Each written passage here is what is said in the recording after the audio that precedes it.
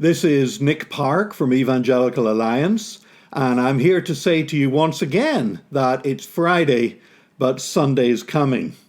We started doing these video recordings on a weekly basis back whenever the pandemic really began to hit Ireland, round about St. Patrick's Day. And we're now, if I'm counting correctly, we are 11 weeks into this process. We'd always intended to make a regular video from EAI and just always got squeezed out with lack of time, other projects. But as a lot of churches are finding and a lot of ministries are finding, somehow this pandemic has forced us into doing things we already should have been doing or made us do them better.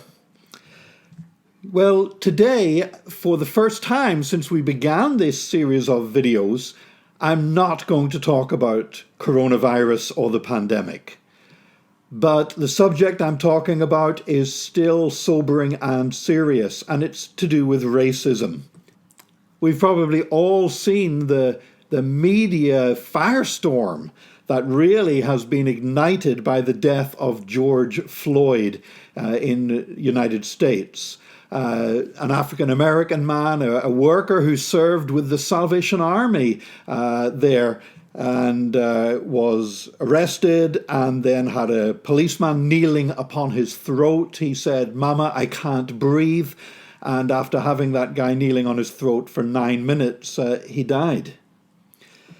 It's important to remember that the alleged crime for which he was arrested was not some major thing. It was trying to buy something with a counterfeit note. I've done the same thing myself, not deliberately. I was in China on a church trip, working there with the underground church. And I actually got money out of an ATM machine of all places. And one of the notes I got, a 100 yuan note, when I tried to buy some ice cream in a shop with it, it was immediately handed back to me as being fake, and I had to dig a genuine one out, and myself and the shop owner and everybody with me, we had a good laugh about it, and I kept that as a souvenir, carried it about with me in my wallet for quite a long time, showing people the counterfeit note that I'd got fooled with. It really made me think today that that was in a police state, a repressive police state where Christians have their rights routinely trampled upon, yet I, as a Christian pastor, did not suffer the indignity of arrest that George Floyd did in a Western democracy for the same thing. Some years ago, Janice and I were in Birmingham, Alabama, and we visited the Birmingham Civil Rights Institute, and right across the road we also visited the 16th Street Baptist Church. Now that is the church where on the Sunday the 15th of September 1963 some members of the Ku Klux Klan planted 19 sticks of dynamite outside the church's basement and exploded just after 10 o'clock in the morning and killed 4 young girls, Addie Mae Collins, Carol Robertson, Cynthia Wesley, and Denise McNair. You might say, well, I've never heard any of those names. Those names mean nothing to me. No, and there have been so many other deaths and so many other racist killings where the names are forgotten and mean nothing to us. And if they continue, then eventually George Floyd's name will mean nothing except another in a list. I remember visiting that church and feeling such an overwhelming sense of sorrow for these young girls whose life was snuffed out as they were there to worship God. It was a very moving experience, and also just reflecting on the fact that this was not ancient history. This happened in my lifetime. I was 1 year old whenever that took place, and today I'm 57-year-olds, and African Americans are still hurting. And black people around the world are still suffering racism and discrimination. There's been a long history of slavery and segregation, discrimination, lynchings, systematic disadvantage in education and the prison system and the courts, and the killing of unarmed African Americans by authority figures. Here in Ireland, we can pat ourselves on the back and say, oh, thank God we're not like that and we don't have those kind of problems.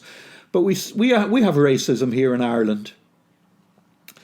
I remember back in the year 2000, our church began to open up to a wave of immigration that was coming into our country, and we quite deliberately became a multicultural church. We believe we were led into that by God himself. Well, I remember that in that first year, I received a death threat sent to my home. My daughter was quite concerned about it. It was one of, it was one of those ones where you get the letter and they've cut the letters, individual letters out of newspapers and pasted them onto a sheet so you can't recognize their handwriting.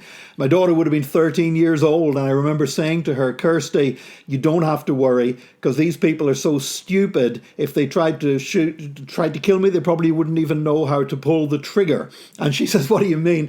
And I says, well, look, I said, they've gone to all the bother of pasting all these letters onto the bit of paper to hide their handwriting, and then they've addressed the envelope by hand. So we're not dealing with geniuses here, because, to be honest, the philosophy and the poison behind racism is always going to attract those who are of limited intelligence, although intelligent people have got involved and have got sucked into it, which I find absolutely baffling.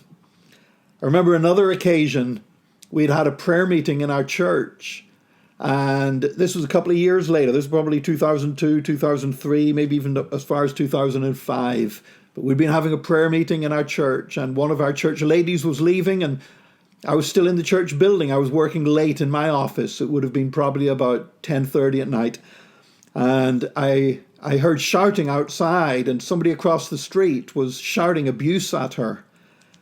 So I went down and I stepped outside, which made his abuse a lot worse when he spotted me. But I didn't want this lady to be on her own. I wanted to provide some measure of protections. I said to her, I'll handle this. You get in your car, you drive away. And the guy was using the N word, calling me an N lover. And eventually he went away. I went back into the church. Remember the next week we had a prayer meeting in the church, and I was sharing about this experience and about the problem of racism and the stand we must take against it. And there's one of our members there, and I looked across. His name is Elias, and Elias at that time was a bus driver for Dublin Bus. And I suddenly thought of something, and I said, there's Elias. I said, you know what? I said, the abuse I got, it's a one-time bit of racial abuse that I got because of the stance of our church. But I'm quite sure that Elias, he gets racial abuse more often. He probably gets racial abuse fairly often. And Elias exploded. I mean, Elias is a big man. I remember we went to China together, and he basically blocked up Tiananmen Square because everybody thought he was a famous basketball player, and all these Chinese people wanted to touch his hand. He was like a rock star or something.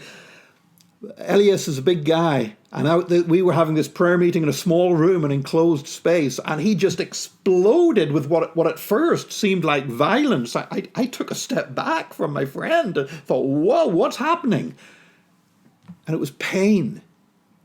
And Elias just shouted, Pastor, it's not on occasion.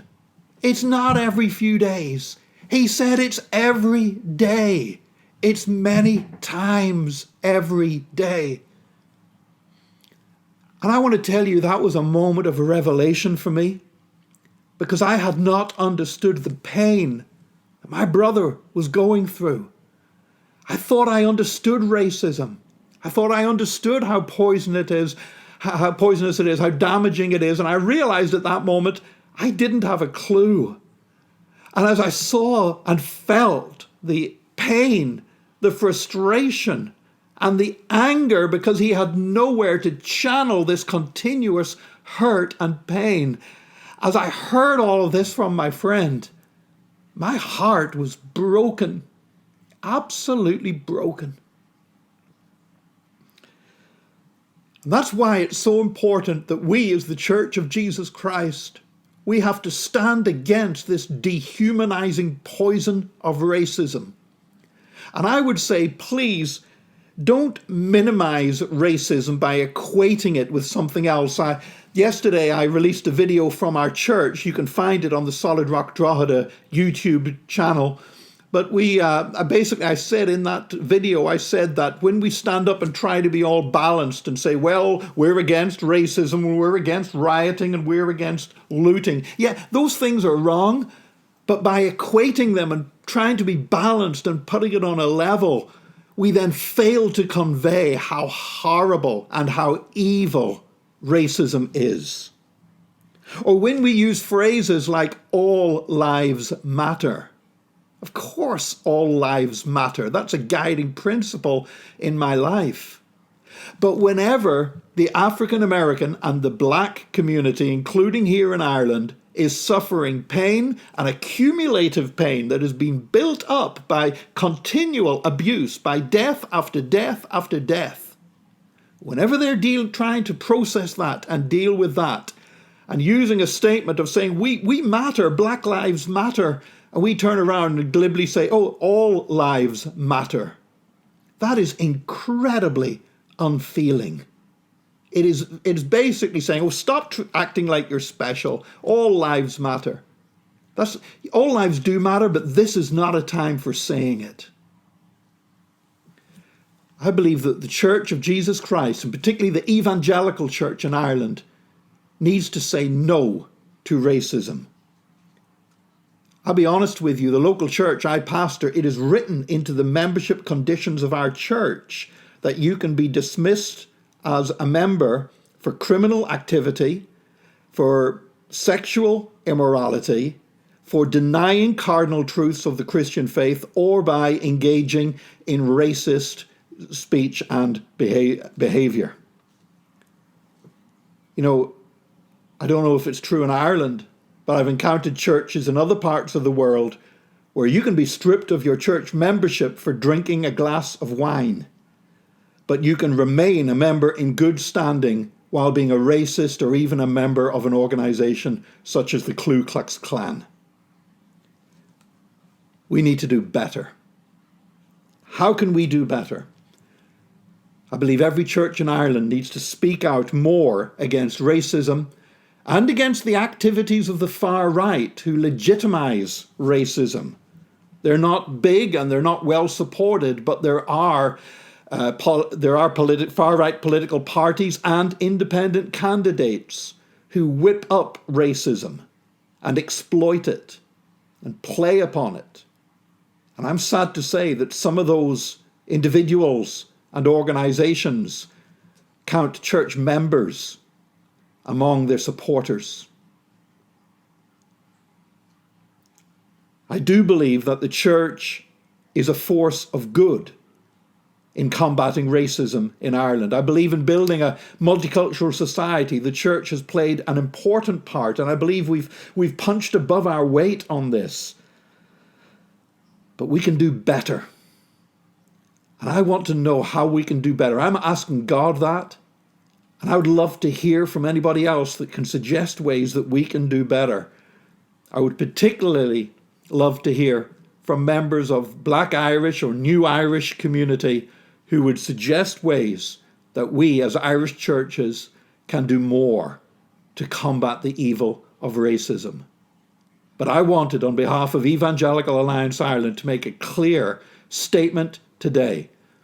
This is supposed to be a 10-minute video. I've gone beyond my allotted 10 minutes because this is too important to cut it off to keep the clip to the right length. We need to take a stand, and we need to be consistent in our denunciation of racism, and we need to do all that we can to increase the representation and the influence and the harmony with various racial groups and ethnic minorities in our nation, together with all of us in the Christian churches. I pray that you would stand with me in that. And I pray that all up and down this country, churches and ministries will take an opportunity this weekend to say a firm no to racism in Jesus' name. Thank you for joining us for this video. And once again, I would say to you, this is a serious subject. These are rough times. Some of this stuff that's going on is so wrong. And it may feel like Friday, and it is Friday, but Sunday's coming.